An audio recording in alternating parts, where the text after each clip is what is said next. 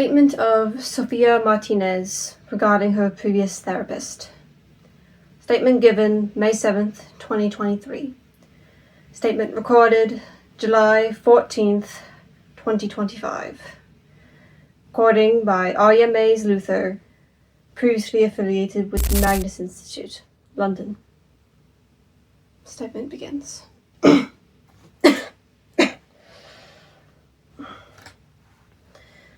The idea of writing all this out feels like therapy all over again. I remember what the first meeting was like with Dr. Molly Rodriguez. She was a patient, kind. She understood my reasons for being nervous about therapy. I've heard the horror stories from Reddit, which I know isn't the best source for this type of stuff, but I didn't know anyone personally who had been to therapy. The first session was to tell her about me, and about my childhood. My father was abusive, and my mother was distant, to put it lightly. I ended up running away with my sister, Cara, when I was 16, and she was 18. I don't want to go into detail about it here, but you get the picture. When I was done talking, Dr. Rodriguez gave me the strangest look. Almost a mix of confusion and worry, which I guess was fair. I may have gone a bit detail-heavy for our first session. I don't know if there's such a thing as therapy etiquette, but I probably should have done research on that beforehand. What she said after was what confused me. She had told me that, before the session, she had talked to my sister. That part made sense. I found Dr. Rodriguez through Cara. I don't think she was her therapist, but they were friends in college or something. I'm still a bit fuzzy on the details. She said that none of that had happened, that my account of my life didn't match up with what Cara had told her before. Of course, I thought she was lying. It obviously happened. I still have the scars from it. Cara does too. But there was something about her that was just so convincing.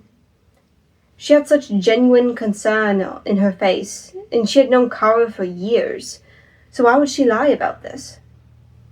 We ended the session there, but she insisted I come back as soon as I could, even though I was signed up for monthly sessions due to being in a bit of a tight spot and not exactly being able to afford weekly sessions. She said it'd be free of charge, so I agreed to come in the following week. Next week rolls around, and I'm back in her office. It seemed warmer than usual, even though it was the middle of winter, and it didn't feel like they were blasting the heater. It just felt humid. That's the word. Humid. Dr. Rodriguez ended up coming up with a diagnosis over the week, telling me that I probably grew up with some form of undiagnosed schizophrenia, and that was probably still affecting me. I felt fine. Everything felt fine, but she told me that I was part of it. The most people with schizophrenia always thought what they were going through was normal. I took the prescription she gave me. I got the antipsychotics from the pharmacy, even though my insurance didn't cover nearly enough of the price for it to be considered reasonable, especially when coupled with the therapy prices that I was still trying to budget around. My mind was quiet after I started taking them. Like there was a switch turned off in my brain. I couldn't focus on anything around me. It just felt like I was floating, spectating the world without actually participating in it. I felt like a zombie. But was this what normal people were supposed to feel like? Minds devoid of thought, and what I thought was supposed to be life? I kept going back to Dr. Rodriguez for months. I remember being there, but it didn't feel like I was there. It felt like I was watching it through someone else's eyes. Everything felt foreign and twisted and just wrong. It felt like I was truly going crazy. Dr. Rodriguez assured me that this was just the adjustment period, that it would only be like this for a little longer, that everything would be back to normal. She said that 8 months ago. 6 months before I went to visit my sister. It hadn't changed. The plane ride was awful.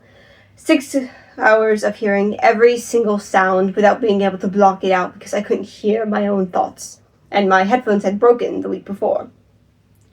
The only peace I got was when I got into my Uber after the plane had landed so I could get to my sister's house. They kept the music loud, and it was the nicest I had felt in a while. My sister's place wasn't too far from the airport, maybe a 25-minute drive, just outside the small city with a bunch of land surrounding it. Planes stretched out far, but it felt like they started to warp under my gaze, as if I stared at them too long. So I just stared at my hands until we got there. I would have messaged my sister or checked something else on my phone, but the screen always seemed too bright, even on the lowest setting I could put it on. It was like the slightest thing out of my control constantly overstimulated me. The space outside the house was very quiet after I got out of the car and the Uber drove away.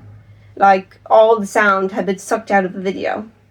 No birds, no audible wind, no other cars, just quiet. It was the first true quiet I'd experienced in a while. Even in silent spaces, I could still hear muffled sounds from outside, whether it was rain, talking, or passing cars. I had a quiet mind and quiet surroundings. It was starting to buzz in my ears, so I quickly started walking up to the house and knocked on the door, the sharp sound cutting through the quiet like a steak knife. My sister answered the door, soft and bubbly as ever. I always liked that about her. She was like a small, portable sunshine that seemed to make the room brighter for everyone else, including herself. It was one of the many reasons I loved her. She welcomed me inside, and the first thing I noticed was the strong smell of bread. I'd never had a good sense of smell before. It was just below average, I guess. It worked in my favor sometimes. One of my friends got sprayed by a skunk in college, and I was the only one that could stand to be around her for the rest of the week while she tried getting the smell out. Still stunk, but not nearly as bad as it did to everyone else. I knew fresh baked bread had a smell, but I thought people were just being poetic when they talked about it. But now that I could smell it, I understood what they were going on about. I don't know if it was because my perception had changed due to my medication, or if the medication itself had improved my smell somehow. I'm not sure how medicine and prescription drugs work, so I'm frankly the last person you should ask about it.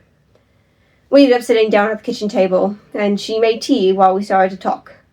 I ended up starting to talk about my therapy sessions with Dr. Rodriguez when Kara got this confused look on her face. I asked her what was wrong, and she said she never told me to see Kara. Now, I explicitly remember her messaging me about it, and I showed her the text thread. She told me that was when she had gotten her phone stolen. I knew about that, but I didn't know until after she had gotten a replacement, so I didn't know exactly when it had happened. The weirdest part was that, according to her, Dr. Rodriguez didn't live anywhere near me. I lived in Bristol, but Cara said that Dr. Rodriguez had gone back to Spain to set up her practice. Whoever the hell I'd been seeing for the past few months was not Dr. Rodriguez. At least, not the Dr. Rodriguez that Cara knew. And it was so weird because Cara had shown me her social media, and they had the same face. Same face, same name, same medical degree. While I stayed with my sister that week, we both decided that it was best that I stopped taking those medications. Whoever the therapist was, they had taken the identity of Kara's friend, and somehow also looked identical to her. The idea of doppelgangers wasn't new to me, but just felt too coincidental. As I stopped taking the meds, everything slowly went back to normal. I could hear my thoughts again, properly hear them, and that on its own was the first big relief I'd gotten in a long time. Cara and I had made a plan. Once I got home, I'd go to my therapist and confront her. Tell her that I knew that she wasn't really Dr. Molly Rodriguez, and that I had the real Molly Rodriguez social media as proof of it. She didn't post often, but when she did, it was obvious that she was in Spain, with it explicitly mentioned in her posts. Finally, my next session came. I walked into the building where Dr. Rodriguez held her practice, but the sign was different.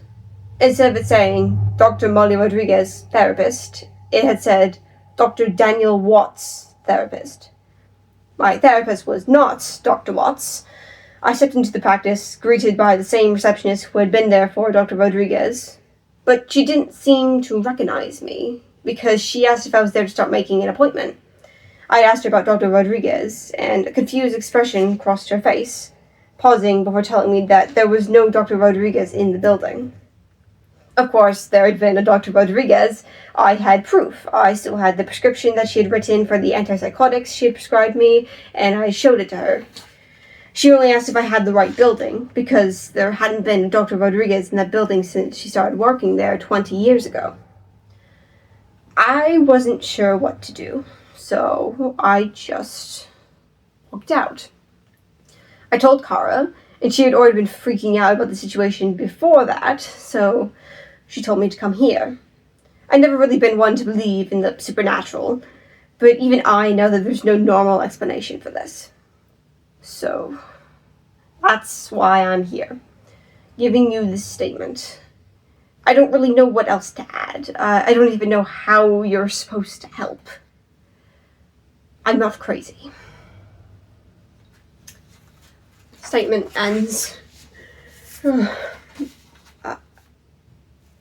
I think reading this was a bad idea. I should not. I should not have waited that long between statements. Oh God. I'm recording.